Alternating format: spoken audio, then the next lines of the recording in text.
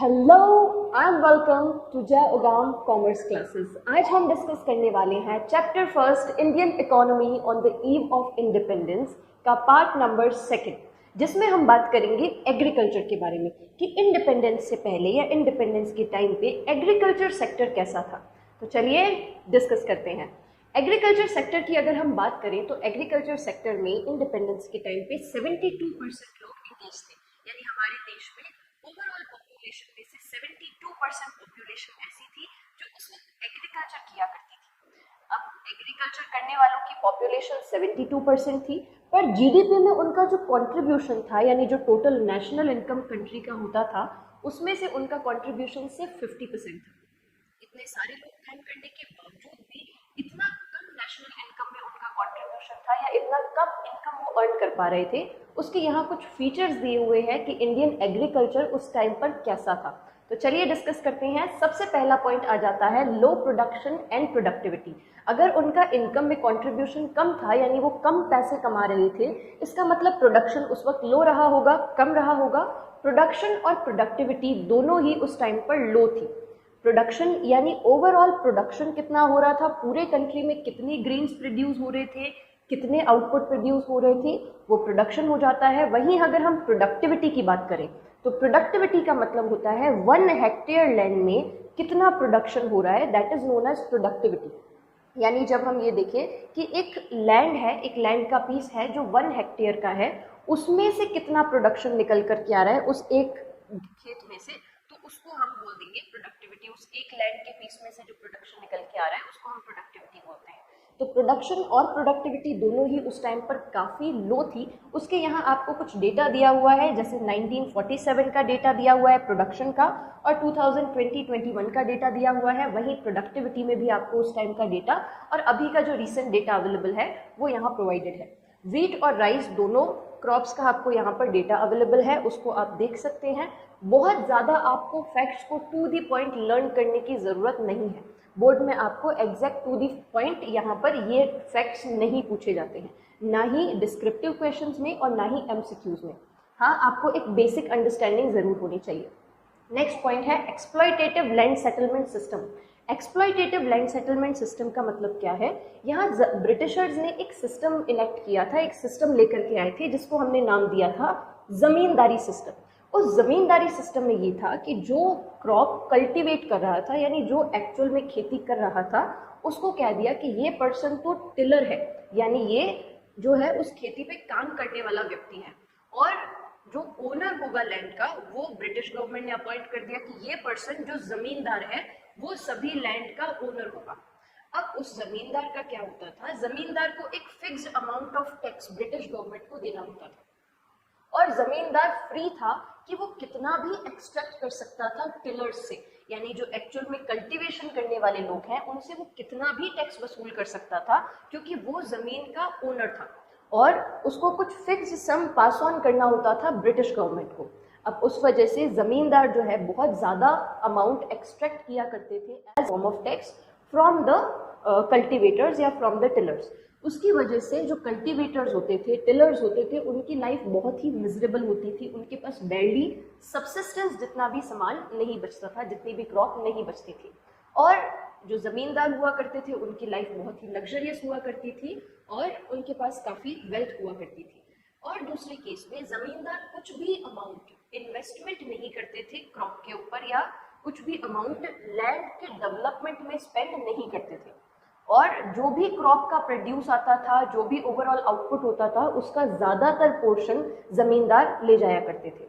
यानी सारा काम टिलर ने किया और ज़मींदार सारी सामान या सारी क्रॉप साथ में लेकर चला गया विदाउट एनी इन्वेस्टमेंट। इसीलिए इस सिस्टम को एक्सप्लॉयटेटिव सिस्टम कहा है, क्योंकि यहाँ पर जो टिलर्स थे उनका एक्सप्लॉयटेशन हो रहा था, उनका शोषण हो रहा था। इसीलिए इसको एक्सप्लॉयटेटिव लैंड सेटलमेंट सिस्टम भी कहा जाता है, जमींदारी सिस्टम को। नेक्स्ट पॉइंट की बात करें तो forced commercialisation of agriculture.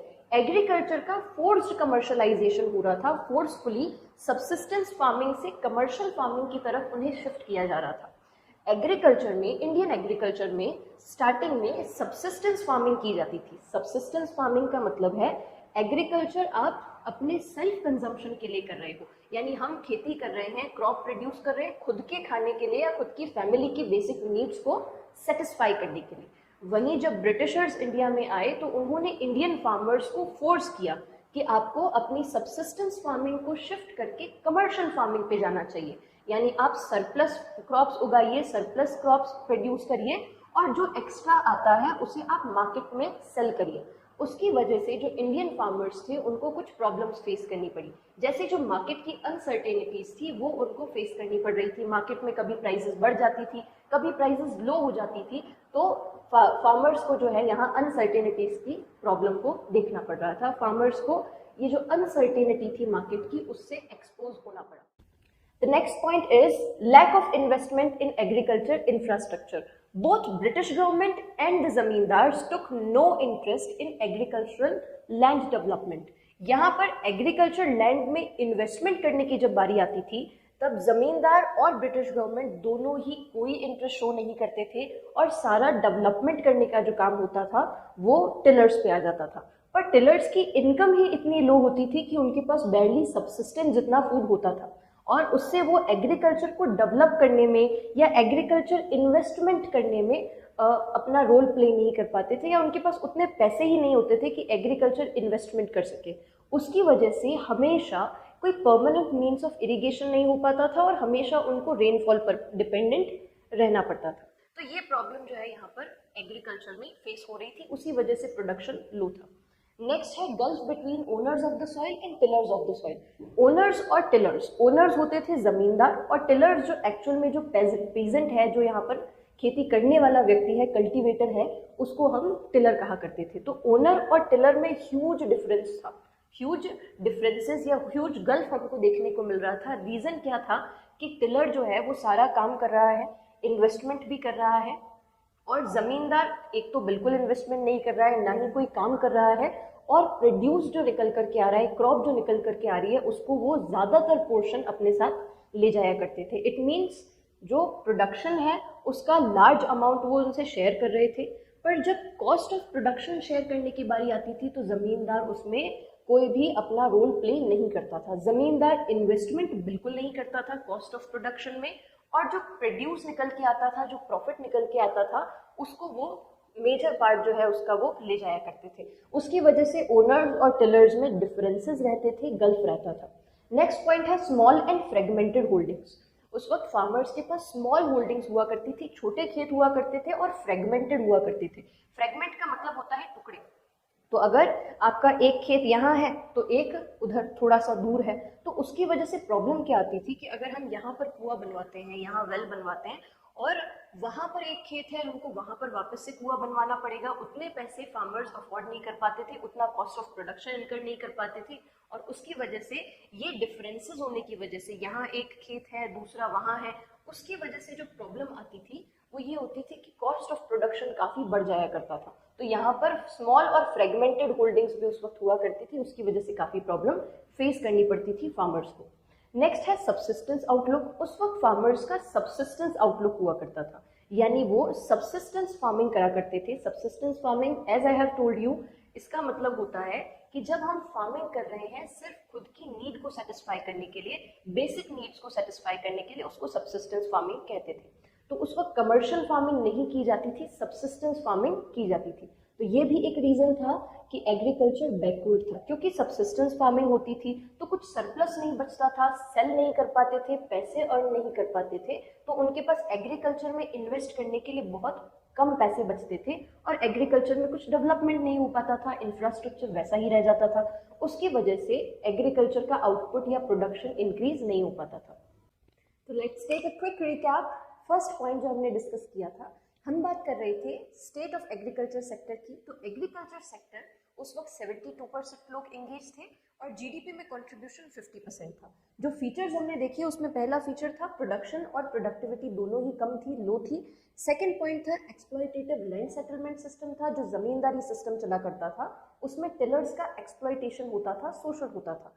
Forced commercialisation of agriculture, Britishers ने आकर के फोर्स्ड कमर्शलाइजेशन किया, यानी एग्रीकल्चर को सबसिस्टेंस से कमर्शियल की तरफ शिफ्ट करा फोर्सफुली। नेक्स्ट पॉइंट था lack of investment in agriculture infrastructure. Zamindar जो हुआ करते थे वो इंफ्रास्ट्रक्चर में इन्वेस्टमेंट नहीं किया करते थे। फिर gulf between owners and tillers of the soil, अगर वो इंफ्रास्ट्रक्चर में इन्वेस्ट नहीं करेंगे तो टिलर नाराज हो जाएगा, और टिलर नाराज हो जाएगा तो जो डिफरेंस है, जो गल्फ है, वो बढ़ जाएगा। नेक्स्ट पॉइंट था स्मॉल एंड फ्रेगमेंटेड होल्डिंग्स। जो होल्डिंग्स हुआ करती थी, यानी जो खेत हुआ करते थे, वो स्मॉल हुआ करते थे और फ्रेगमेंटेड, एक टुकड़ा यहाँ है, एक टुकड़ा वहाँ, एक टुकड़ा वहाँ। उस वजह से डेवलपमेंट करना जो है वो पॉसिबल नहीं हो पाता था, फ्रेगमेंट्स में थी लैंड होल्डिंग। नेक्स्ट पॉइंट है सब्सिस्टेंस आउटलुक, यानी पहले फार्मर्स का सोचने का तरीका ही ऐसा था कि हम एग्रीकल्चर करेंगे तो सिर्फ फैमिली की नीड्स को सेटिस्फाई करने के लिए, यानी एग्रीकल्चर वो चीज़ है जिसको फैमिली की नीड्स को सेटिस्फाई करने के लिए यूज़ किया जाता है। वो कमर्शियल फार्मिंग नहीं किया करते थे, वो एग्रीकल्चर को एज अ बिजनेस सोर्स नहीं देखा करते थे।